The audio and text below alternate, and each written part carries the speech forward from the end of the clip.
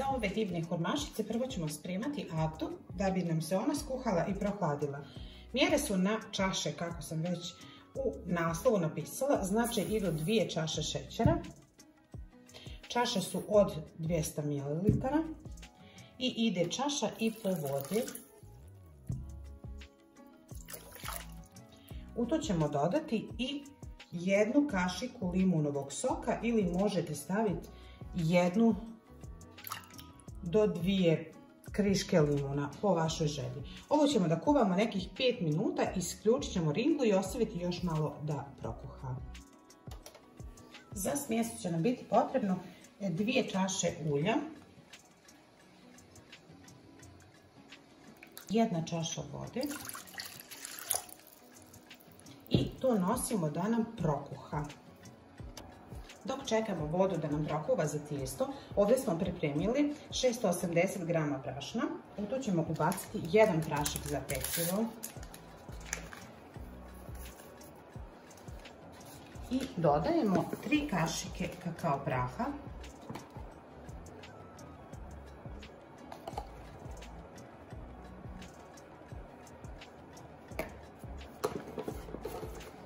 to ćemo da sjedinimo i da sipamo u provrelu vodu sa uljem. Kada nam je voda provrela, smanjit ćemo za 1 stepen vodu i dodat ćemo smjesu sa brašnom.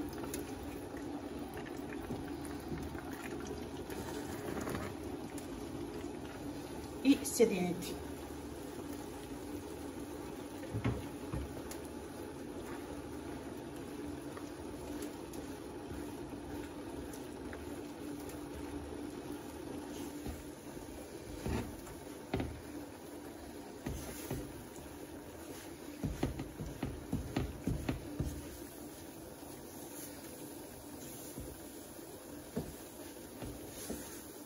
Kada nam se smjesa već dovoljno ujednačila, kasimo ringlu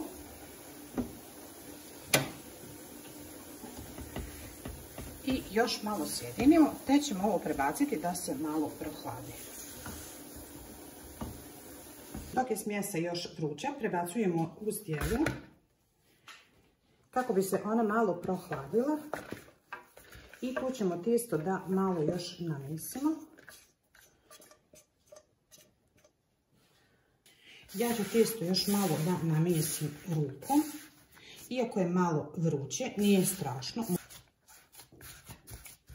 Iako je tijesto još malo vruće, može malo da se izoblikuje i da ostavimo da se prohladi nekih 10 minuta i tek onda spremamo naše hurmašice.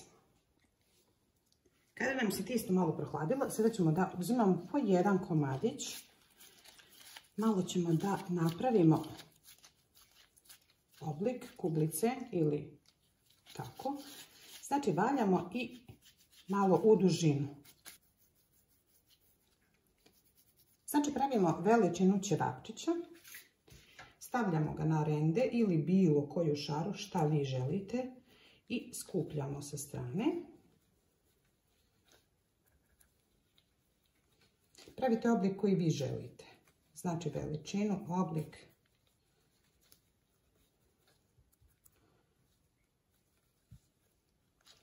Evo, tako bi trebalo to da izgleda. I redamo u pleh i nastavljamo sa svakom, znači jednako. One ne moraju biti sve jednake. Znači malo smjesu samo da izradimo u rukama kako bi se ona još više ujednačila. Kao i sa prethodnom pravimo ćevapčić i pritisnemo prstom i skupljate sa strane.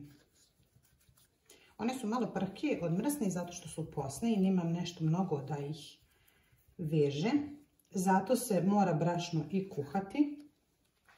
Znam da mi je jedna žena pitala prilikom spremanja posnih.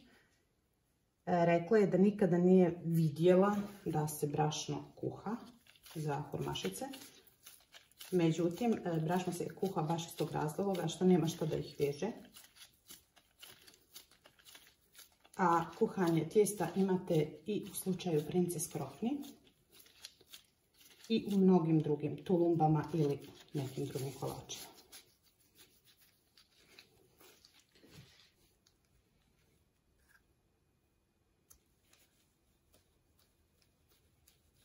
Znači tijesto skupljate sa strane, oblikujete ga ovdje koliko želite. Ovo tijesto neće biti poslije ovako prhko ili... I možete također u rukama da napravite još malo željeni oblik. Ukoliko niste zadovoljni.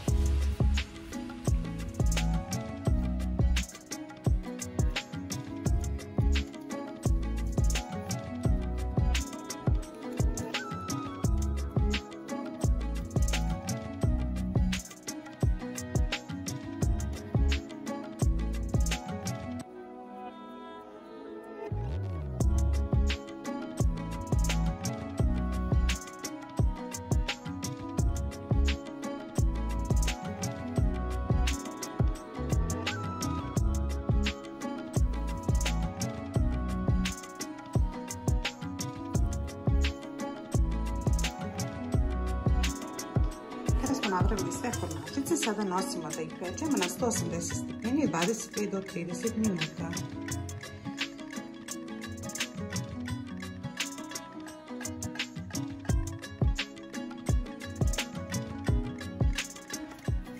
Ovako vruće formačice zalićemo sa hladnom agdom.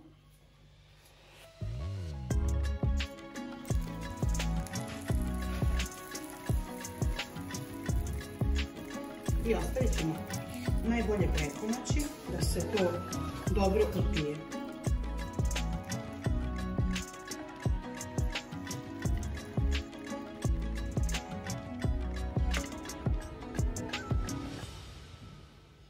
Formašice možete da okrećete malo i na prednju stranu kako bi upilo 100% dobro vodu.